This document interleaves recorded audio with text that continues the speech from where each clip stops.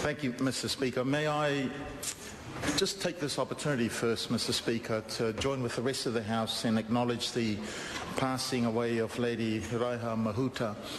Lady Raiha was well known in Māngere and deeply respected for her advocacy for Māori and for advocacy for Tainui, and particularly known also to the kaumātuas and kuia of Te Puia marae. So I want, on behalf of the people of Māngere, pass my sympathies and condolences to the people of Tainui.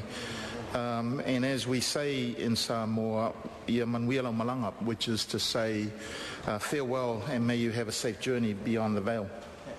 I also do that, Mr. Speaker, because in Te Puia marae there is housing for the elderly, and that is organised by one of the local community organisations that works very, very closely with the marae in recognition that there is a growing population of Māori as well as Pacific who are needing housing, and good quality housing, warm housing, particularly with winter.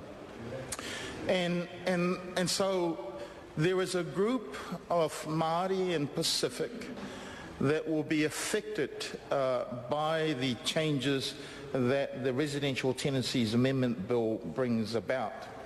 And though Labour is supporting this bill, we support it because there's been significant work that our past ministers have done on the bill with the intention, sir, that the rights of both the landlord and the tenants and their obligations are clarified and there's some balance in it. It was also to enable landlords to manage their properties more effectively and take responsibility for it. However, I have to say, Mr. Speaker, that I agree wholeheartedly with my colleague Moana Maki, our spokesperson on housing, when she highlights the significant changes that this government has introduced into this bill, which we would argue that the government needs to reconsider it. And appropriately, Moana will be moving recommendations in select committee stages to be able to highlight the need for the government to be listening to ordinary workers, ordinary tenants who will be affected by this. Some of the background, Mr. Speaker, that I want to highlight to give an indication to the House of the hardship that certain clauses of the bill are going to have on vulnerable tenants is the fact that we recently had the government announce its welfare reform, which stereotypes beneficiaries as not wanting to work. But in reality, sir, many of these beneficiaries are looking for work.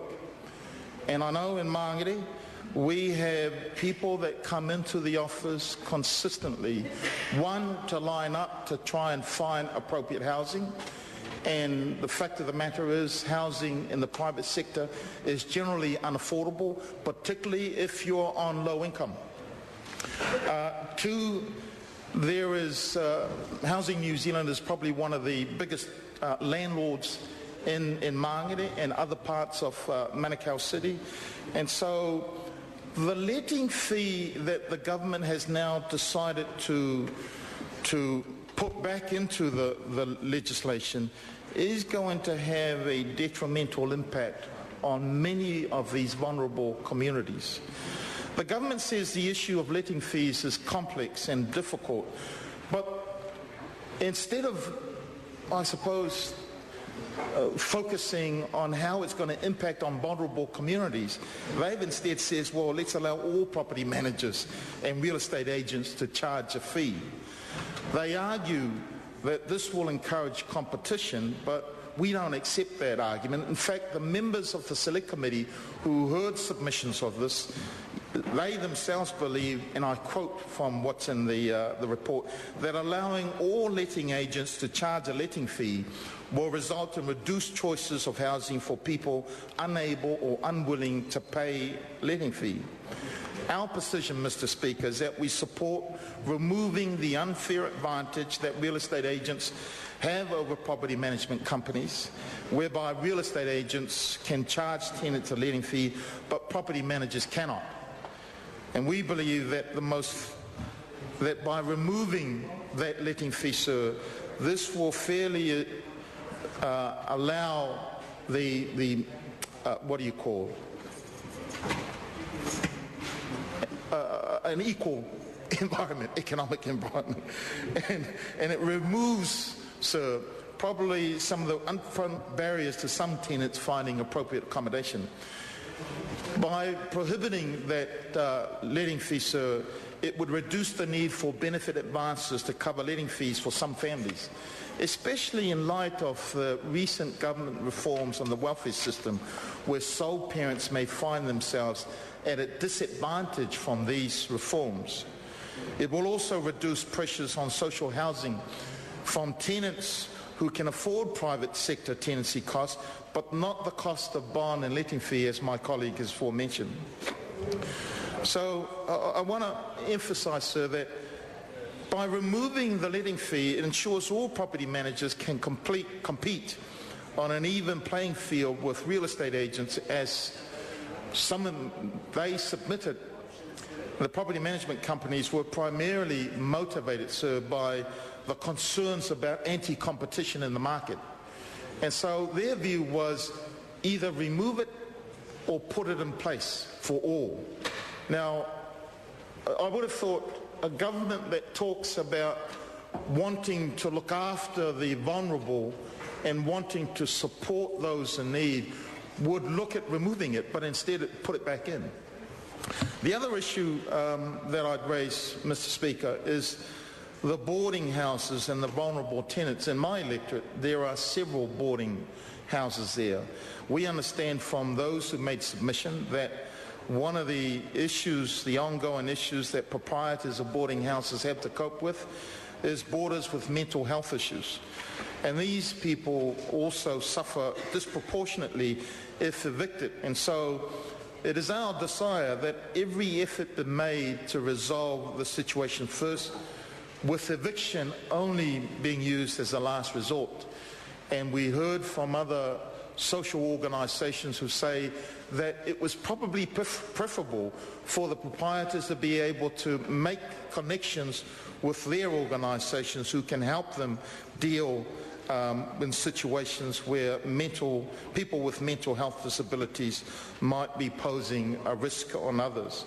But the point there, sir, is eviction for people with mental health disabilities should be the last resort. And we want to be able to provide some support for that particular group in our community. Moana Mackey's also raised the other issue that I want to emphasise. This has to do with representation at Tenancy Tribunal, and I'll finish with that, Mr. Speaker.